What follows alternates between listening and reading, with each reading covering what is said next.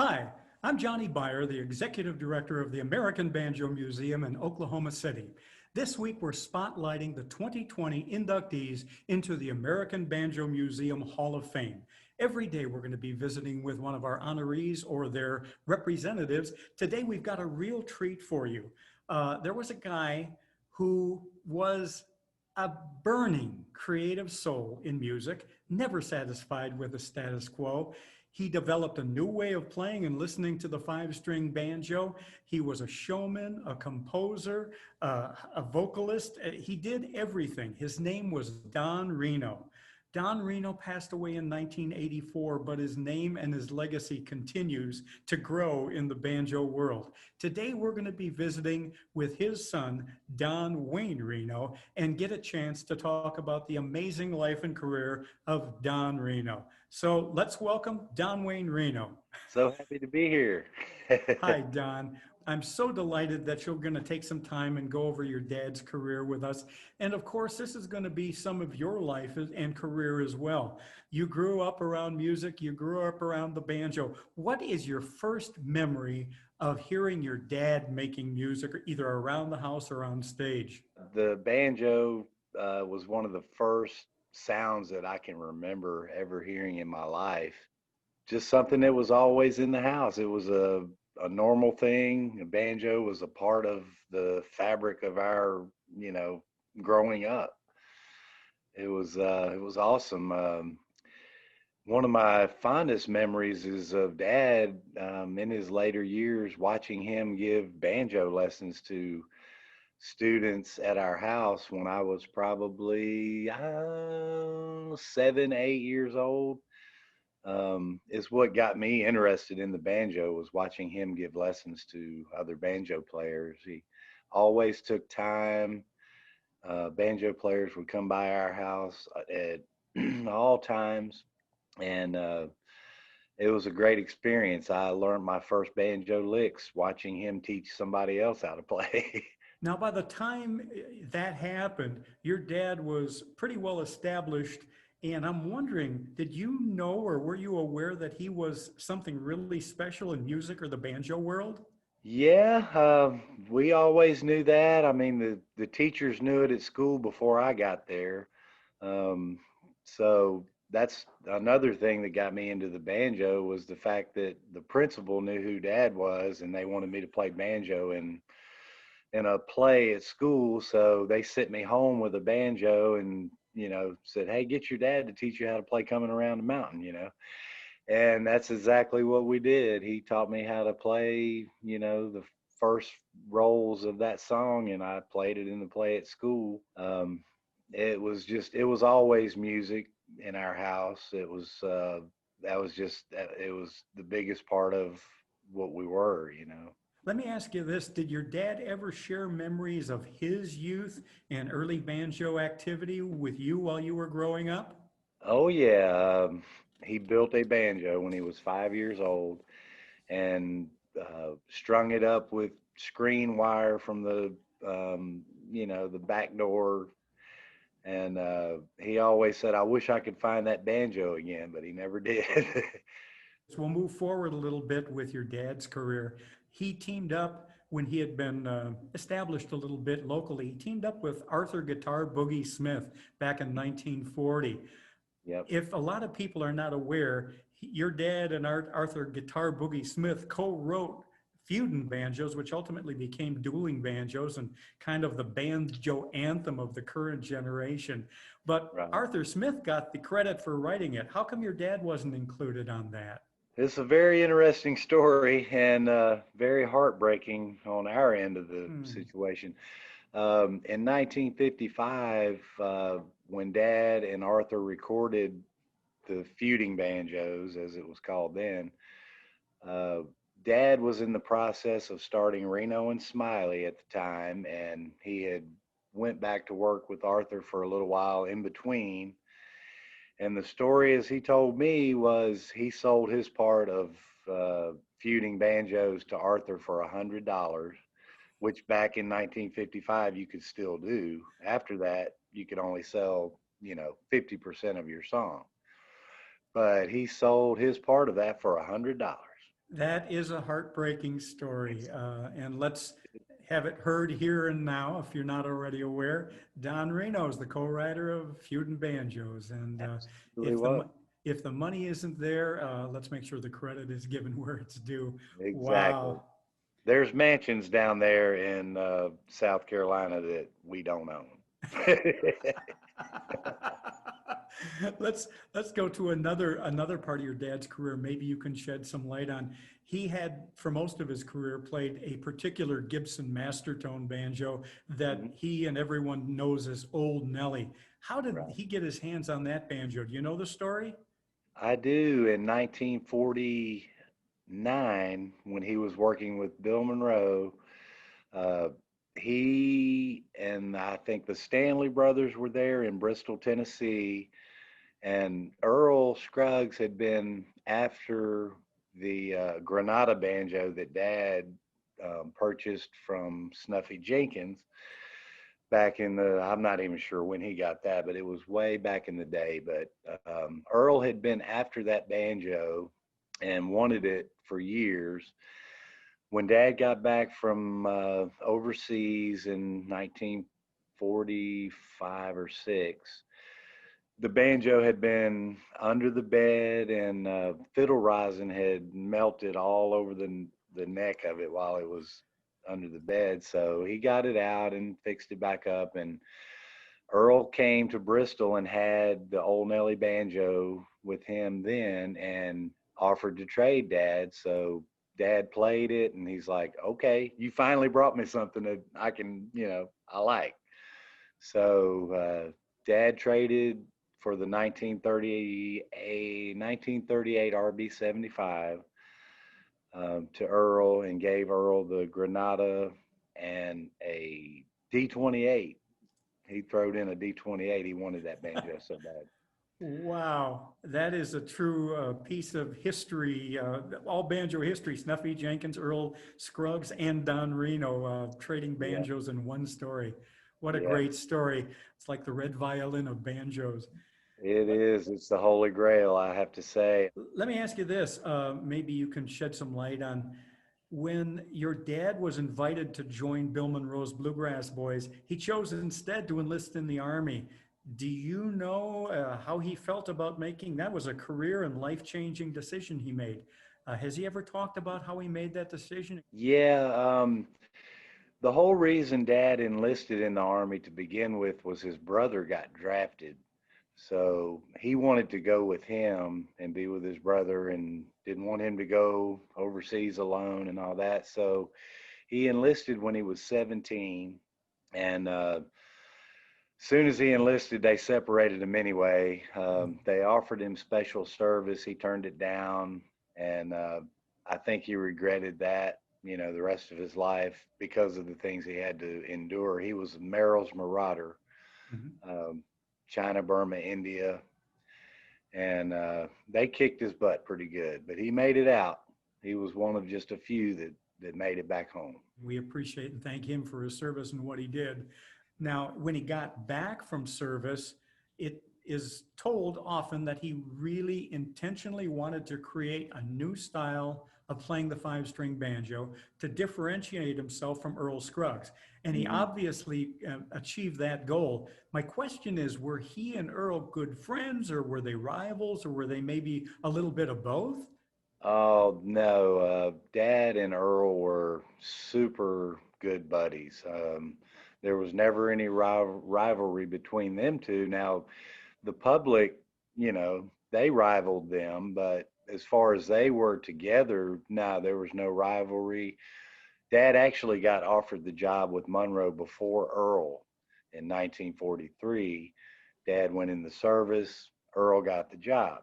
History might have been a little bit different if Dad had not went in the service and took that job, because that gave Earl all this popularity, and he took the ball and rolled with it. And I don't blame him. Earl is out of this world, one of the best in the world.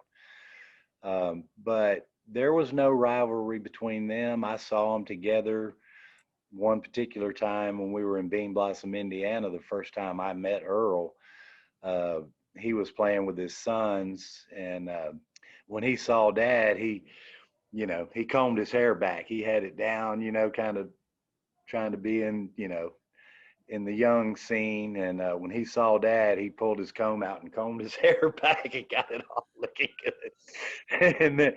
And they just had a ball. I've got tapes, of them playing together on stage back in the, 50s. And they didn't have any of the rivalry. They were, I know when Dad came back from the service, he said that people started saying, well, you play like Earl Scruggs. And he's like, well, I'm playing the way I did when I left for the service. I'm not doing anything different. But everybody compared him to Earl. So that's when he decided to change, I got to find, something that that I can identify with as me and a style. And that's where the whole Reno style started coming around.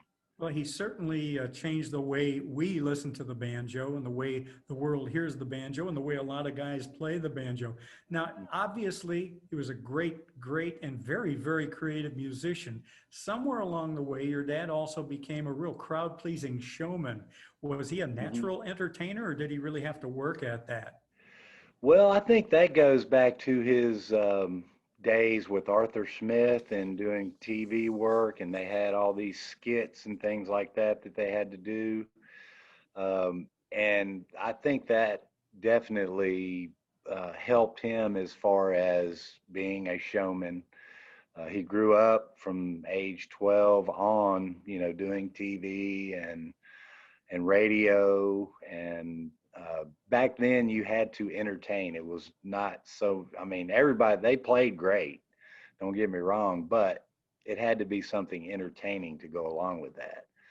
And Arthur Smith gets a lot of credit for mentoring Dad and, uh, showing him the ropes, making him a professional. So by the time he and Red were together, he had all this experience already in his back pocket. Now, you just mentioned Red, the guy that is probably most associated with your dad throughout his career, Red Smiley. How did those two end up getting together and becoming really the biggest country and bluegrass act in the Atlantic region for well over a decade? I don't know the exact time they met or where, or the stories I've heard. They got together a few times just in passing to play a show together, got thrown into a band together with Tommy Magnus, hired Red and Dad in Roanoke, Virginia back in the 40s, late 40s, to be his band. And as a result of that, they realized that, hey, we sound like brothers singing together. Let's try to do this thing. But it all started with Tommy Magnus. And they made these milestone tracks for King Records, but they broke up for a little bit. Do you know anything about the time they were apart and why that happened?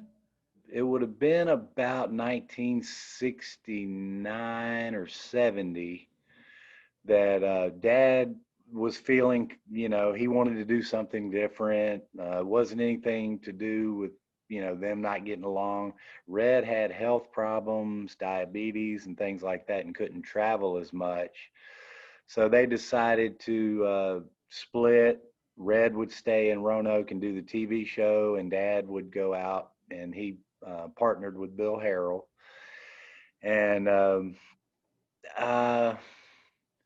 as far as I know, Red was out of the band for about maybe 2 or 3 years, and then he decided to come back. And they had Reno, Smiley, and Harrell for a few years until Red passed away in 1974 from an insulin shock or something like that he had.